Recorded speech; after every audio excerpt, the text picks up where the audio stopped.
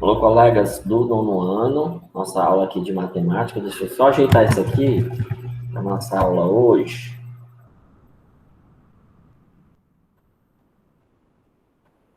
Vamos ser sobre tratamento da informação. Muito bem. Nossa aula hoje vai ser sobre tratamento da informação. Vou já explicar o que é isso. Mas esse tratamento da informação, nós vamos ter a correção antes de chegar até lá, né? Correção do exercício. Essa semana começa dia 14, 15, 16, 17, 18. Vai até 18. A semana completa. Não é isso? Muito bem. Gente, amanhã a gente vai fazer uma aula de OBMEP, que é a Olimpíada Brasileira de Matemática das Escolas Públicas. Então, assim, essa OBMEP, ela já acontece, teoricamente, vocês já fizeram no 6º ano e no 7º ano. No ano passado, acabou não dando certo, não houve no ano passado, e nesse ano vai ter. Então, a gente vai relembrar o que é a OBMEP, a gente vai resolver algumas questões que, se Deus quiser, ainda hoje, questões para a gente treinar.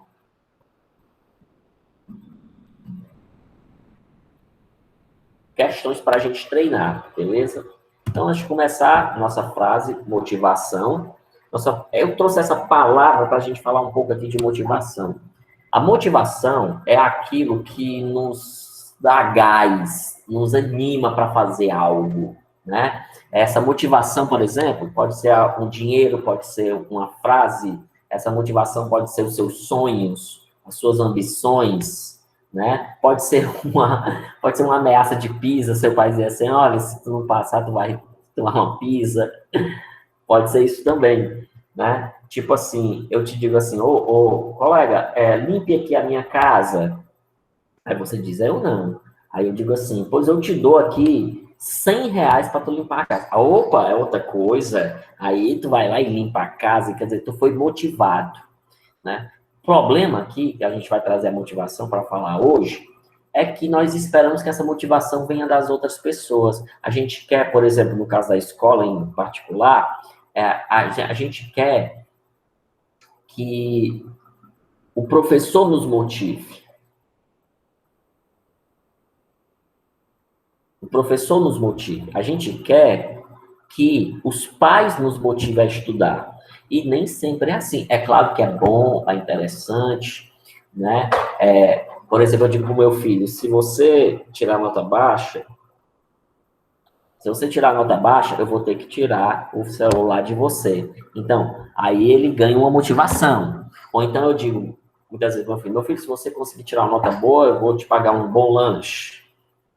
Então, isso é uma motivação. Só que essa motivação, a gente não pode só esperar que ela venha dos demais. Que esse é o nosso grande problema. A gente quer que as pessoas nos motivem a fazer aquilo que é importante para nós. Isso aí, colega, você vai cair numa grande desmotivação, porque você não vai ter essa motivação sempre das pessoas. Ao contrário, é até muito mais fácil você ter desmotivação. Mas também, assim como você também pode se desmotivar. Ah, não vou fazer não, porque eu não consigo não. Ah, não, é porque eu não consigo aprender matemática, por isso. Ah, porque a minha família toda é ruim de matemática, e é por isso que eu sou. Não tem nada a ver, né? Então, assim, motivação, você se motivar, você diz, não, eu posso conseguir. Se a minha família não conseguiu, eu posso. A minha motivação é, eu preciso terminar os estudos para eu poder tentar um emprego, então eu vou ter que me motivar. Eu preciso tirar notas boas porque eu quero dar orgulho para os meus pais, eu quero mostrar que vale a pena o trabalho deles, já que eu só faço estudar muitas vezes, ou se eu estudo e trabalho, eu tenho que dar essa motivação, essa alegria para eles. Então, isso são os motivos. E a palavra ação, motivação, ela é um motiva e ação. Motiva são os motivos, aquilo que tu tem como objetivo. E ação é a tua ação propriamente dita, é tu fazer algo para alcançar essas tuas metas. né? Então, motivação é estímulos que geram energia e atitude. Então, estímulos que geram energia, quer dizer, te dá o gás para tu fazer aquilo, e a atitude é a ação propriamente dita. A ação propriamente, tipo, tu tá sentado aí estudando, isso já é uma ação. Ela é suficiente? Não. A ação, ela não é suficiente. Às vezes, para você cumprir da melhor forma, você vai precisar assistir outras aulas, vai tentar fazer as atividades, às vezes até assistir novamente essa aula, né, talvez. Então, assim, vamos lembrar de nos motivar, né? Eu trabalho, aí eu pego o trabalho, eu saio no final de semana e digo assim, eu tô com vontade de comer aquilo, aquela certa comida. Eu vou comer porque eu mereço, porque eu trabalhei muito. Então, estou me motivando, dizendo assim, eu posso fazer isso, então, se eu trabalhar, eu consigo fazer isso, né? Vamos lá. Agora vamos fazer a nossa correção da página 81, né? Que é a resolução dessas equações do segundo grau, né? Nós já estudamos que essas equações aqui, elas são do segundo grau e elas são incompletas. Elas não têm os três valores de A, B e C, né? Então, uma das formas da gente conseguir resolver essas questões é usando aquele método de fator comum, fatoração por fator comum. O que é o fator comum? É um fator que tem os dois termos ao mesmo tempo. Então, eu vou resolver agora só aqueles que têm fator comum, tá bom? Para a gente tentar fazer aqui a diferença. Então, vamos lá. No caso aqui tem fator comum, é o x, ó. No caso, x ao quadrado é x vezes x, e 9x é 9 vezes x. Então, aqui o fator comum é 1x. Rodrigo, eu percebi aqui em todas as questões que o fator comum é sempre o x. Exatamente. Então, aqui o x. O que sobrou? Vai para o parênteses. Aqui sobrou o x. Aqui sobrou o menos 9. Igual a zero. Então, você faz a separação dessas duas contas. Então, isso aqui com zero. E isso aqui com zero também.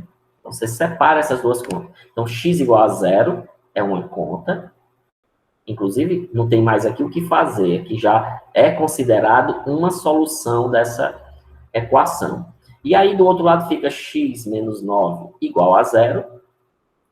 Passa o menos 9 para o outro lado, e ele vira mais 9. E aí eu tenho a segunda resposta. Exatamente isso. Nós temos aqui uma equação com duas respostas. Inclusive, agora eu posso falar uma coisa para vocês.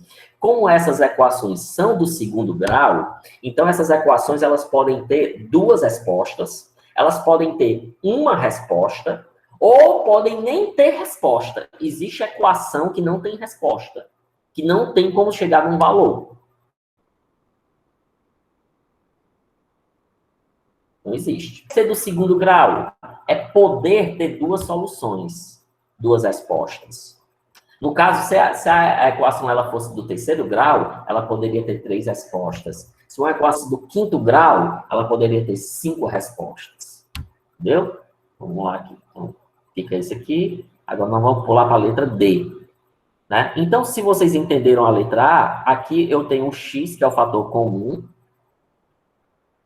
Aí sobra um x desse lado e sobra o 20 do outro. Sobra o 20 do outro. Então, eu tenho que um valor seria logo o x igual a zero. Aqui seria uma das soluções. A outra seria x mais 20 igual a zero, onde passa o 20 para o outro lado e ele vira menos 20. Então, tranquilo assim. Aqui na letra E, também corta um x aqui de cada lado. Eu tenho um x. Como aqui no primeiro tinha 2x, fica um x. E aqui, gente, sobra um 1, né? Nós já vimos isso. Sobra 1. E subtém um bem aqui, ó. Se cortou o x e não ficou nada,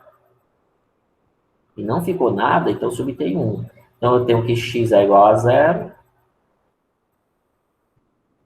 eu tenho que x menos 1 é igual a 0, passo o menos 1 para o outro lado, e aí eu tenho 1. Positivo. Então, vamos ver aqui, quem seria o próximo? A letra H. Corto o x aqui. Teve um aluno que me mandou assim, Rodrigo, essa aqui eu não entendi. Mas você vai ver que eu vou fazer a mesma coisa, ó. Olha como não vai ter dificuldade. X mais 0,6 igual a 0. Aí eu pego que x é igual a 0. Aí eu pego que x mais 0,6 é igual a 0. Passa o 0,6 para o outro lado, ele está positivo, aí ele vira negativo. Aí vai ficar menos 0,6. Então, repare que não tem dificuldade, mesmo que for o 0,6. Agora, aqui, vamos entender aqui o seguinte, que aqui existe um aqui em cima, tá, gente? Ó. Portanto, aqui é 1/4. Se eu corto o x aqui e aqui, então eu vou ter x, aí sobra x menos 1/4. Igual a 0. Pronto, a dificuldade que tinha da letra J era saber que aqui era 1/4. Aí eu tiro x igual a 0. Aí eu tiro que x menos 1/4 é igual a 0. Passa para o outro lado. Então, ele está menos, vira mais. Portanto, 1/4 positivo. Pronto. Nós temos aqui a nossa solução. Agora, vamos para o caso que não tem, nós não temos aqui agora fator comum. Nós não temos aqui fator comum nas outras. Como é que eu faço quando eu não tenho fator comum? Eu faço a velha história. Quem tem x fica antes e quem não tem fica depois. Portanto, x ao quadrado, o menos 81 passa para cá, vira mais 81. Do mesmo jeito que eu passo o número para o outro lado, esse quadrado aqui em cima também passa para o outro lado. E ele vira uma raiz quadrada. E nós vamos lembrar que essa raiz quadrada, toda raiz quadrada tem dois valores, que é um valor positivo e um valor negativo. Inclusive, a gente bota assim, ó, na outra vez nem fiz isso. Bota assim, ó, raiz mais ou menos 81. Por que mais ou menos? Porque a raiz quadrada de 81, você já sabe que é 9, porque 9 vezes 9 é 81. Mas o que você não sabia, que foi mostrado na aula anterior, que menos 9 também é raiz de 81. Porque menos 9 vezes menos 9 dá, de fato, 81 positivo. Então, o valor de x vai ser mais ou menos 9. Ou seja, aqui equivalem as duas respostas. 9 positivo e menos 9. Aí, para não botar dois números, aí muitos autores botam aqui o sinal de mais e o sinal de menos, um em cima do outro. Portanto, aqui na letra C eu vou fazer a mesma coisa. X ao quadrado, passa o menos 64 para o outro lado, que vira mais 64. Passa esse 2 para cá, que ele vai virar raiz quadrada mais ou menos raiz quadrada de 64. E a raiz quadrada de 64 é 8. Portanto, mais menos 8. Ou seja, duas respostas, uma positiva e uma negativa. Aqui do mesmo jeito, passa o menos 0,25 para o outro lado, que vai virar 0,25 positivo. Passa esse 2, que é o quadrado, que é x ao quadrado, né? Quando ele passa para o outro lado, ele vira na raiz quadrada de 0,25. Existe essa raiz? Existe. Se não existisse, eu parava por aqui. Mas eu sei que ela existe e ela seria 0,5. Então, esse valor positivo e negativo. São dois valores. Passa o menos 1 para o outro lado, vai virar 1. Então, eu vou ter raiz quadrada de 1. Então, eu vou ter um resultado que é mais ou menos 1. Do mesmo jeito aqui, não tem segredo mais. Mesmo que o número seja estranho, o jeito de fazer é sempre o mesmo. Reparem aí. Existe a raiz quadrada de 0,01? Existe. No caso, eles são dois... Ah, tirei esse 2 daqui, tá? Ó, isso aqui eu fiz errado. Já que o 2 passou para o outro lado e virou quadrado. Então, mais ou menos raiz de... Raiz não. Eu já quero a resposta. Eu já sei que vai dar...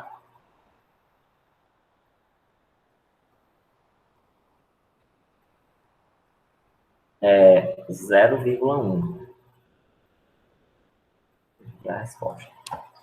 Beleza? Então, vocês notam que eu tenho dois casos. O caso que eu resolvo usando fator comum e o caso que eu resolvo sem fator comum.